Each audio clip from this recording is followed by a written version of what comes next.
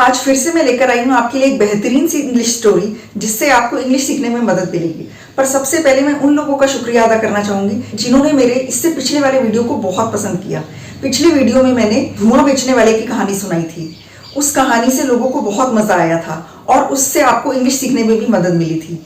कहानियां एक बहुत अच्छा माध्यम होता है जिससे हम अपनी इंग्लिश को सुधार सकते हैं, रीडिंग और लिसनिंग की प्रैक्टिस कर सकते हैं और नए नए वर्ड्स और सेंटेंसेस सीख सकते हैं। इसी तरीके से बच्चे भी अपनी इंग्लिश बोलने की शुरुआत करते हैं। तो आज मैं आपको एक और नई कहानी और मजेदार कहानी सुनाने वाली हूँ। इस कहानी को ध्यान से सुनिएगा। एक एक लाइन का मीनिंग मैं अच्छी तरह से आपको बताऊंगी और टेंसेस भी बताऊंगी, नए नए वर्ड्स के मीनिंग भी बताऊंगी। आपको पूरी तरह से क्लियर हो जाएगा। इस कहानी का नाम है द अगली डकलिंग। अगली का मतलब होता है बदसूरत, जो देखने में सुंदर ना हो। डकलिंग का मतलब होता है बत्तख का बच्चा। डक का मतलब होता है बत्तख और डकलिंग मतलब बत्तख का बच्चा। तो बदसूरत बत्तख का बच्चा। It was a beautiful sunny day. Sunny day, sun का मतलब होता है सूर्य, तो सूर्य की रोशनी वाला दिन था, मतलब सनी डे तो क्या हो गया, धूप वाला दिन। ब्यूटीफुल मतलब सुंदर, तो ये एक सुंदर या खूबसूरत धूप वाला दिन था। Mother duck laid 5 eggs। Mother duck मतलब बत्तख जो माँ थी, जो माँ बनने वाली थी। माँ बत्तख ने 5 अंडे दिए। अंडे देने के लिए हम बोलते हैं ले का यूज करते हैं। यहाँ पर ले का सेकंड फॉर्म आया है laid. Mother duck laid 5 eggs मतलब 5 अंडे। मदर डक ने 5 अंडे दिए। She waited for the eggs to hatch. Hatch का मतलब होता है अंडों में से चूजों का निकलना। उसने इंतजार किया कि अंडों में से चूजे निकल जाएं। वेट का मतलब होता है इंतजार करना। She waited for the eggs to hatch मतलब उसने इंतजार किया कि अंडे में से बच्चे निकलें। 4 of her eggs cracked। 4 अंडे जो उसके थे वो क्रैक हो गए। क्रैक का मतलब होता है दरार पड़ना। किसी चीज में दरार पड़ती है तो हम बोलते हैं वो क्रैक हो गया। तो क्रैक पड़ने लगा, इसका मतलब उसमें दरारें पड़ने लगी, मतलब वो अंडे धीरे धीरे टूटने लगे। 4 of her eggs cracked, उसके 4 अंडे टूटने लगे। And 4 lovely ducklings came into the world। 4 lovely ducklings मतलब 4 प्यारे बत्तख के बच्चे। 4 प्यारे बत्तख के बच्चे केम इनटू द वर्ल्ड, दुनिया में आ गए। वर्ल्ड मतलब दुनिया, केम मतलब आ गए। उसके 4 अंडे टूटे और 4 प्यारे बच्चे दुनिया में आ गए। शी वॉज ओवरजॉयड, वो बहुत ज्यादा खुश हो गई। शी वॉज ओवरजॉयड मतलब बहुत खुश होना। ओवरजॉयड का मतलब होता है बहुत खुश होना। But the largest egg was still left, पर जो सबसे बड़ा अंडा था, लार्जेस्ट एग मतलब सबसे बड़ा अंडा, वॉज स्टिल लेफ्ट। स्टिल मतलब अभी भी, लेफ्ट मतलब बचा हुआ, पर सबसे बड़ा अंडा अभी भी बचा हुआ था, मतलब वो अभी टूटा नहीं था। She was overjoyed but the largest egg was still left, वो बहुत खुश थी पर सबसे बड़ा अंडा अभी बचा हुआ था। At last the largest egg burst. At last मतलब आखिरकार या आखिर में, तो आखिरकार सबसे बड़ा अंडा फूट गया। At last the largest egg burst but it was large, grey and अगली।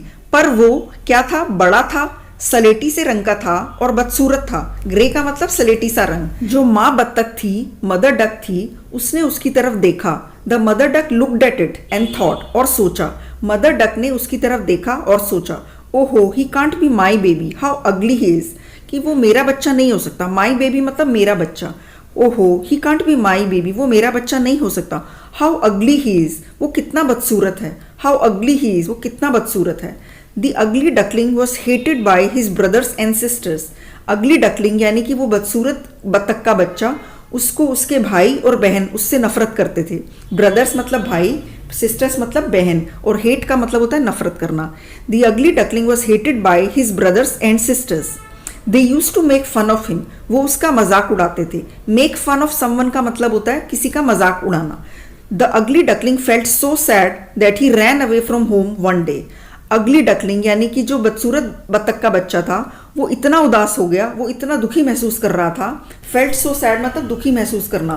दैट का मतलब है कि, रैन अवे भाग गया, फ्रॉम होम घर से, वन डे एक दिन, कि वो एक दिन घर से भाग गया। The ugly duckling went to the pond. Ugly duckling जो है वो पॉन्ड यानी कि तालाब पर गया। And looked at his reflection in the pond, और उसने इन द पॉन्ड मतलब तालाब में, लुक का मतलब देखना, रिफ्लेक्शन का मतलब अपनी परछाई। वो तालाब की तरफ चला गया और उसने तालाब में अपनी परछाई देखी। ही थॉट, उसने सोचा, नोबडी लाइक्स मी, मुझे कोई पसंद नहीं करता। नोबडी का मतलब होता है कोई नहीं, मुझे कोई पसंद नहीं करता। आई एम सो अगली, मैं इतना बदसूरत हूँ। Nobody likes me, I am so अगली, मैं इतना बदसूरत हूँ, मुझे कोई पसंद नहीं करता। The duckling wandered all alone in the deep forest. Deep forest मतलब घना जंगल। ऑल अलोन मतलब बिल्कुल अकेला। और वांडर्ड का मतलब होता है इधर उधर भटकना या ऐसे ही इधर उधर घूमना। तो जो डकलिंग था वो घने जंगल में बिल्कुल अकेले ऐसे ही अकेले भटकता रहा और घूमता रहा। वेन विंटर्स केम बाय, जब सर्दियां आई, विंटर्स मतलब सर्दियां, when winters came by the duckling shivered with cold, जो डकलिंग था वो ठंड से कांप रहा था, वो बहुत कांपने लगा। But couldn't find any food to eat, पर उसे कुछ खाना खाने को नहीं मिला। और a warm place to be in, या कहीं अंदर जाकर जहां पर थोड़ी सी गर्मी मिल सके, कोई ऐसी जगह भी नहीं मिली। तो the duckling shivered with cold but couldn't find any food to eat or a warm place to be in, मतलब उसे ना खाने को मिला ना कोई गर्म जगह मिली। एवरीवन रिजेक्टेड हिम, जिसके भी पास गया वो सब ने उसे दुत्कार दिया। एवरीवन रिजेक्टेड हिम, रिजेक्ट का मतलब होता है दुत्कार देना, हटा देना। The duckling started wandering again, जो डकलिंग था वो फिर से इधर उधर भटकने लगा। सून इट वॉज स्प्रिंग, बहुत जल्दी बसंत आ गया। बसंत का मतलब होता है बाहर आ गया, जो फरवरी का मौसम होता है ना, फरवरी में जिस तरह से सर्दियां खत्म होने के बाद बाहर आ जाती है, तो सून इट वॉज स्प्रिंग मतलब कि सर्दियां खत्म होने के बाद स्प्रिंग आ गया था। Everything was fresh and green once again, सब कुछ फिर से पहले की तरह ताज़ा और हरा हो गया। सारे नए पत्ते आ जाते हैं स्प्रिंग में, उसी तरह से सब कुछ फ्रेश, ताज़ा और हरा हो गया। ही सॉ अ रिवर, उसने एक नदी देखी। He went close to the river, वो नदी के पास गया। Where he saw a beautiful swan swimming, beautiful swan का मतलब होता है हंस या हंसिनी, तो उसने खूबसूरत हंसिनी को वहां तैरते हुए देखा। स्विमिंग का मतलब होता है तैरना। वेयर ही सॉ का मतलब जहां उसने देखा। वो नदी के पास गया जहां उसने एक खूबसूरत हंसिनी को तैरते हुए देखा। He fell in love with her, उसे उससे प्यार हो गया। किसी से प्यार हो जाता है तो उसको हम बोलते हैं फॉल इन लव, तो यहाँ पर उसका सेकंड फॉर्म आया है फेल इन लव, क्योंकि ये पास्ट इंडेफिनिट टेंस है। The duckling was ashamed of himself, ashamed मतलब शर्मिंदा होना, हिमसेल्फ मतलब खुद पर। वो खुद पर शर्मिंदा था क्योंकि उसे लगता था कि वो बहुत बदसूरत है और बुरा दिखता है। And bowed his head low, bowed मतलब झुकाना, हेड मतलब सिर, लो मतलब नीचे, उसने सिर नीचे झुका दिया। When he bent his head, bent का मतलब भी होता है मोड़ना, जब उसने अपने सिर को मोड़ा झुकाने के लिए। When he bent his head he saw his own reflection in the water and was astonished. Astonish का मतलब होता है बहुत ज़्यादा हैरान हो जाना। रिफ्लेक्शन मतलब अपनी परछाई, ओन रिफ्लेक्शन मतलब अपनी परछाई। उसने जब अपनी परछाई, अपना सिर मोड़ा और अपनी परछाई देखी पानी में, तो वो बहुत ज़्यादा हैरान हो गया। ही वॉजंट अगली एनी मोर, वो बिल्कुल भी बदसूरत नहीं था अब। एनी मोर का मतलब है अब नहीं, मतलब कोई चीज़ पहले थी और अब नहीं है, तो उसके लिए हम बोलते हैं any more.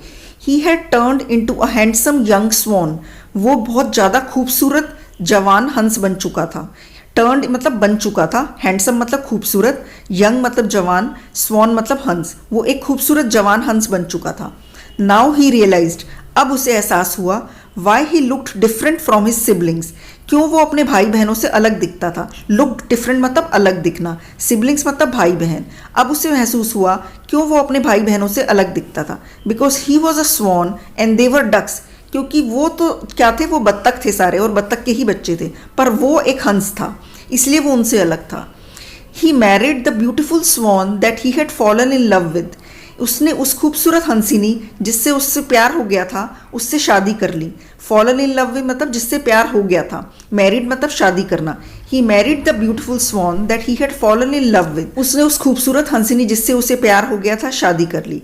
And lived happily ever after, और हमेशा के लिए वो लोग खुशी खुशी जिए और खुशियों से उनकी जिंदगी भर गई। मुझे उम्मीद है कि आपको इस कहानी में बहुत मजा आया होगा। अगर आपको ये वीडियो पसंद आया तो वीडियो को लाइक कीजिए, ज़्यादा से ज़्यादा शेयर कीजिए और मेरे चैनल को भी सब्सक्राइब कीजिए। मैं आपके लिए इसी तरह के अच्छे अच्छे वीडियोस लेकर आती रहूंगी। मैं मिलती हूँ आपसे अगली वीडियो में बहुत जल्दी।